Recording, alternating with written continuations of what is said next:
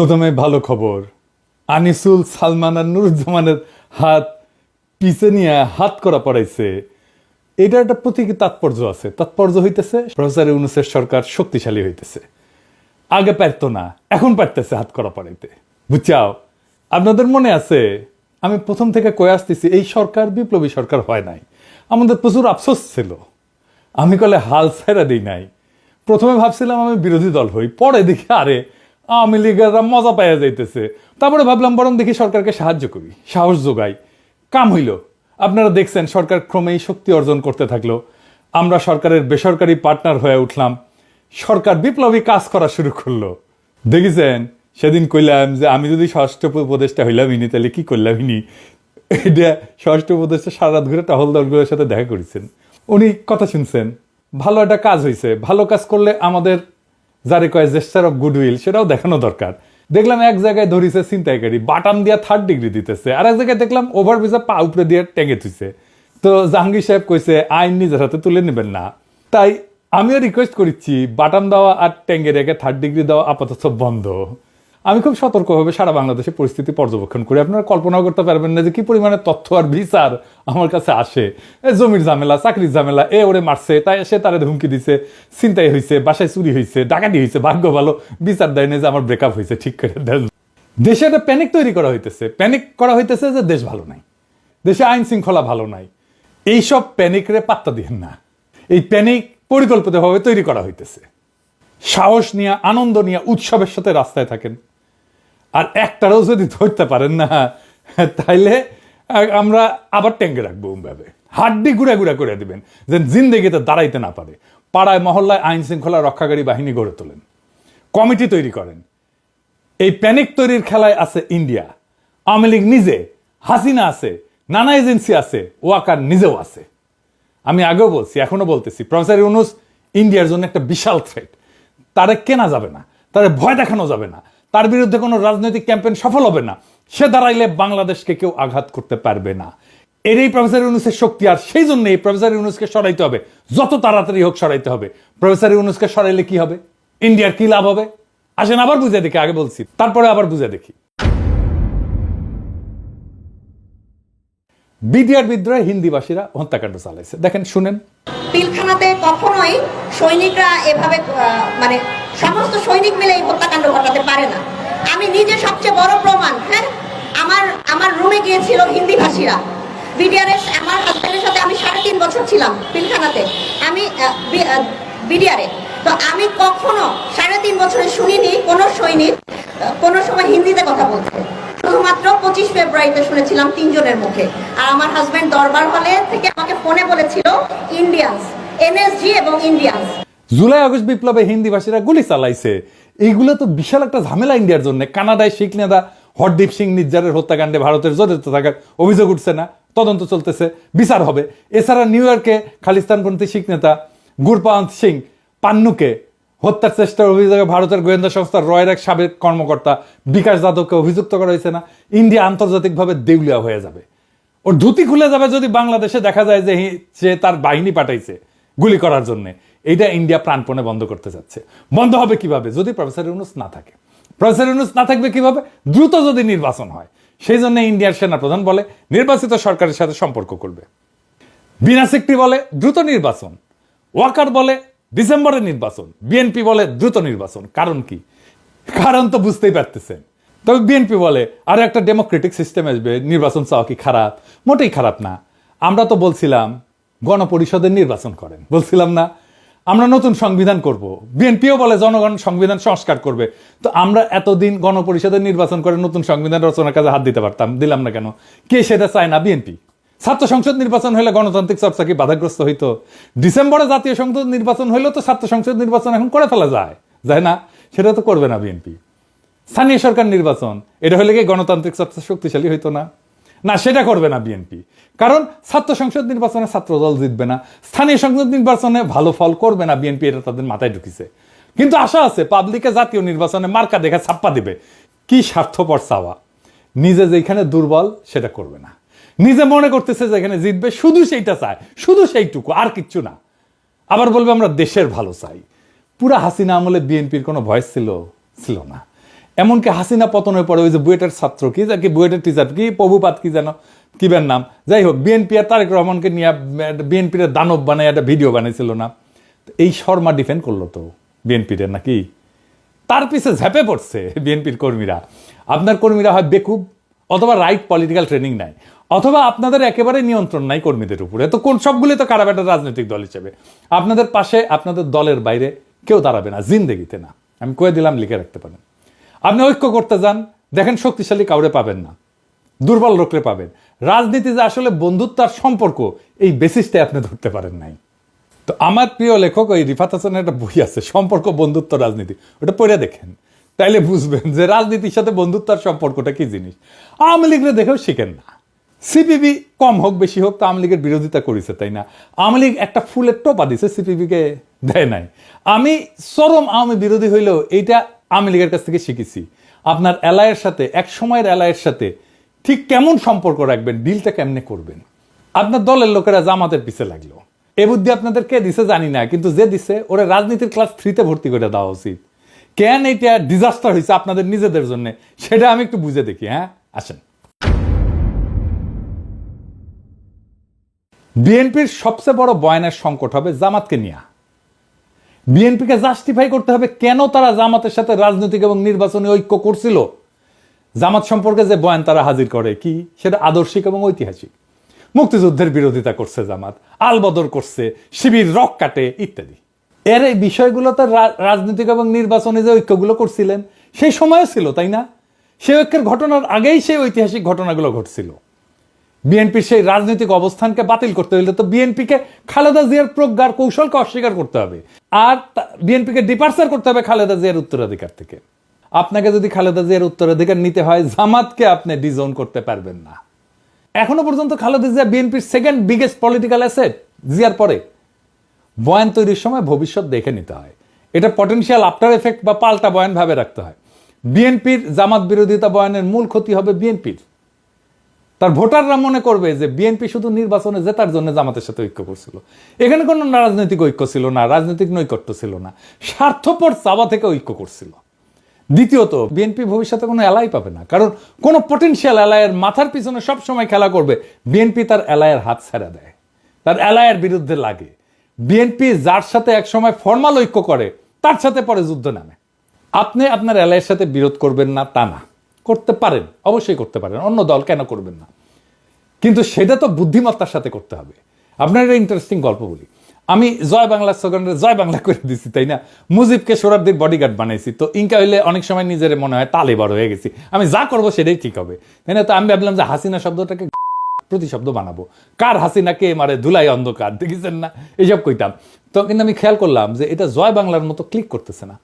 আমি র্যান্ডম মানুষের সাথে কথা বললাম, কথা বলা শুরু করলাম। একদিন একজন আমারে খুব পছন্দ করেন, উনি, সে আমার উপর খুব ক্ষিপ্তভাবে কইলে, আরে ভাই আপনি তো এটা খুব খারাপ কাজ করতেছেন, কত মুরব্বীর নাম হাসিনা, আপনার ধারণা আছে? আমার মায়ের নামই তো হাসিনা বেগম। দেখেন কি ডিজাস্টার করে ফেলছিলাম। আমি আগে বিএনপির ওই যে জয় শ্রীরাম বলেন, ওটাকে জয় শ্রীরাম বলতাম আর কি, বিকৃত কইরা।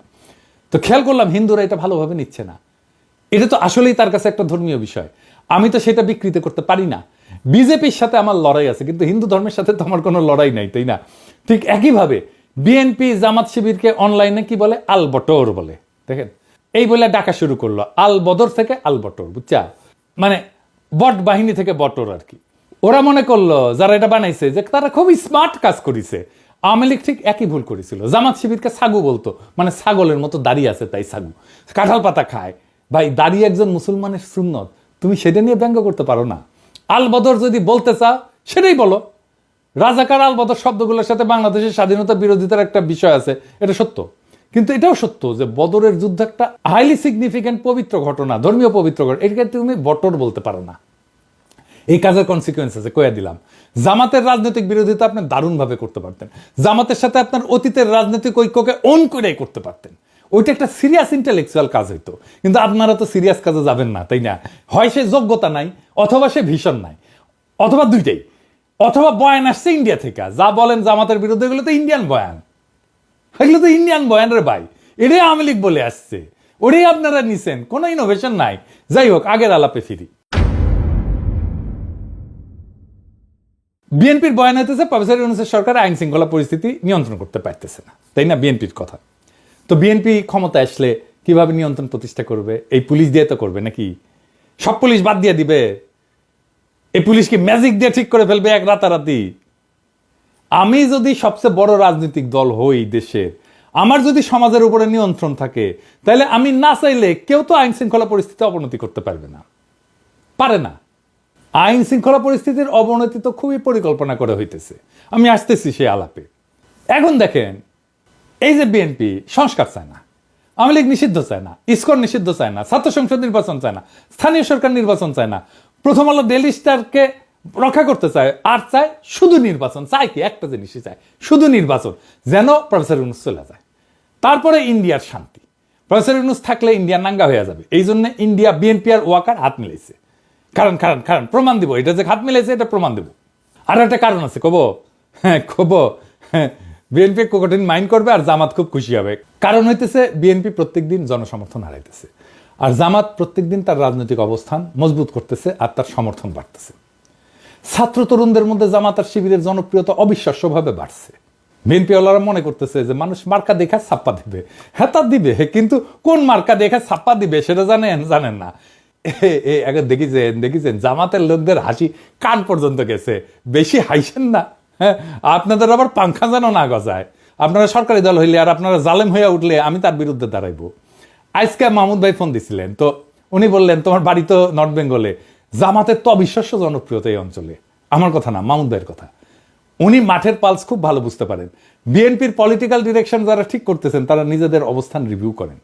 এবার আসেন আমরা দেখি কেন আপনাদের সাথে ইন্ডিয়ার ওয়াকার বরাবর হয়েছে বলে জনগণের মনে ধারণা জন্মাইছে। ওয়াকার রাওয়াতে বক্তব্য দেওয়ার 2 দিন আগে ও একটা বিএনপির নতুন থিঙ্ক ট্যাঙ্ক হয়েছে, উঠে গেছিল FSDS। এইটা মিটিংয়ে গিয়া পররাষ্ট্রনীতি নিয়ে কথা বলছে ও পররাষ্ট্রনীতির কি বুঝে? ওই মিটিংয়ে সেখানে বিএনপির সব লোকজন, মির্জা ফখরুল্লাহ আছে, আর্মি চিফ এরকম একটা পলিটিক্যালি চার্জ মিটিংয়ে যাইতে পারে? কখন যায়? যখন অ্যালাইনমেন্ট হয়, বরাবর হয়, তাই না? ওনার কি এই মিটিংয়ে যাওয়া উচিত হয়েছে? ফজলে ইলাহি আকবর এই হচ্ছে এই প্রতিষ্ঠানের প্রধান, সে বিএনপির আর্মি লবি দেখে। অভিযোগ আছে উনি আর্মির পারপিট্রেটর যারা এই সমস্ত গুম খুন করছে তাদের বাঁচানোর জন্য উদ্যোগ নিছেন। এই যে অফিসেও নাকি করেছেন ডিওএসএসে, জমজমাট অফিস হয়েছে। শোনা যায় আর্মির সাথে কানেক্টেড আওয়ামী লীগের এক ব্যবসায়ী এই প্রতিষ্ঠানের ফান্ডিং এর সাথে যুক্ত। সত্য মিথ্যা জানি না। এর 2 দিন পরে রাওয়াতে বক্তব্য। এই বক্তব্য নিয়ে উৎসাহ দেখাইল কে? বিএনপি আর আওয়ামী লীগ, আর কেউ না। কি অবিশ্বাস্য ব্যাপার! ওয়াকার সাহেব তো চাকরিবিধি লঙ্ঘন করছে, বলে ডক্টর ইউনূস আমার সাথে একমত হয়েছে। শুনেন, আমি যতবারই ডক্টর ইউনূসের সাথে কথা বলেছি, he completely agrees with me. There should be free, fair and inclusive election, and that election should be within December or close to that. যেটা আমি এর প্রথমেই বলেছিলাম যে 18 মাসের মধ্যে একটা ইলেকশন। আরে বেটা তুই কে? ওয়ারেন্ট অফ প্রেসিডেন্সে 12 নম্বরে থেকে প্রফেসর ইউনূসে তুমি বলো যে আমার সাথে একমত হয়েছে, আর হাসিনা পলাইছে, তারপরে বলে মাননীয় প্রধানমন্ত্রী। শুনেন, মাননীয় প্রধানমন্ত্রী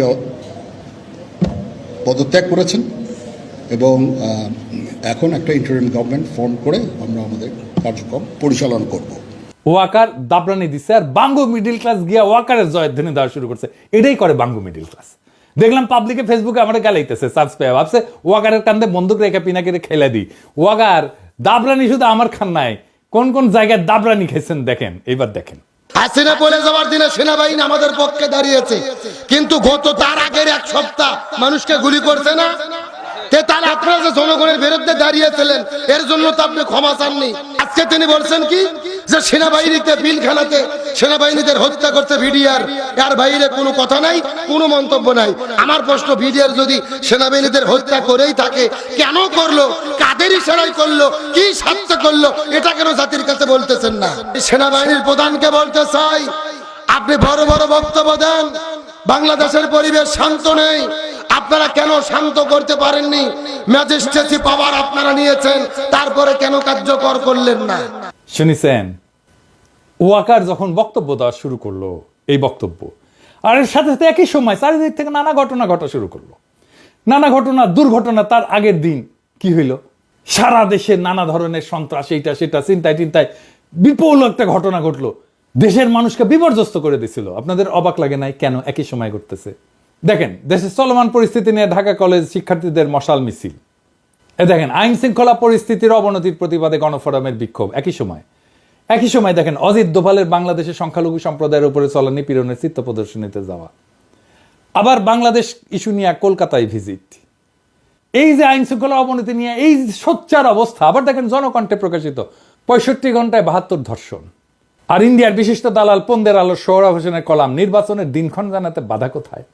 আবার দেখেন নারী নিরাপত্তার দাবিতে ইডেন ছাত্রীদের মশাল মিছিল, আবার দেখেন ঢাকা বিশ্ববিদ্যালয়ের ছাত্রীদের মিছিল, ধর্ষণের প্রতিবাদে মিছিল, সবকিছু একসাথে একই সময়। যেন সবকিছু পরিকল্পনা করা ছিল, ওয়াকারও বক্তৃতা দিবে আর এমন একটা অবস্থা তৈরি করা হবে যে দেশ ভালো চলতেছে না। বুঝিছাও? খুবই প্ল্যান করে করা চারিদিক থেকে। এবং যখন এর মধ্যে এসে প্রথম আলো ঢুকবে, বুঝবেন এটার মধ্যে ইন্ডিয়া আছে। যখন এর মধ্যে সোহরাব হোসেন ঢুকবে, বুঝবেন এটার মধ্যে ইন্ডিয়া আছে। আবার দেখেন ভোকাবুলারি, মানে একই শব্দ তারা ইউজ করতে দেন। ওয়াকার বলে কাদা সুরাসুরি, মির্জা ফখরুল বলে কাদা সুরাসুরি, স্ক্রিপ্ট একই জায়গা থেকে আসছে। এই যে আইন শৃঙ্খলার ঘটনা, অস্থিরতা, প্যানিক, আবার প্রথম আলোর উপসম্পাদকীয়, সবকিছু হয়েছে ইন্ডিয়ান প্ল্যানিং এ, যেন প্রফেসর ইউনূসের সরকার ব্যর্থ এটা দেখানো যায়। তাই তাড়াতাড়ি নির্বাচন চাই। আমরাও দেশের জনগণ, আমাদেরও এজেন্সি আছে, আমাদের কথা শুনতে হবে। দেশের মালিক রাজনৈতিক দলগুলো শুধু না। ফ্যাসিস্ট রাষ্ট্র কাঠামো রেখা কোন সংসদ নির্বাচন না, নতুন সংবিধান হাতে নিয়ে নির্বাচন হবে। সেই সংবিধানের অধীনে নির্বাচন হোক, গণপরিষদের নির্বাচন, ছাত্র সংসদ নির্বাচন হোক, স্থানীয় সরকার নির্বাচন হোক, সারা দেশ উৎসবের আমেজে গণতান্ত্রিক চর্চায় যুক্ত হোক। ইন্ডিয়ার পরিকল্পনায় দ্রুত নির্বাচন কইরা প্রফেসর ইউনূসকে বিদায় দিয়া ইন্ডিয়ার সাথে ঘুটু কইরা ইন্ডিয়ার সকল স্বার্থকে রক্ষা করার পরিকল্পনাকে আমরা রুখে দেব। আমরা কোনো স্পেস দেব না ইন্ডিয়াকে। ইনকিলাব জিন্দাবাদ।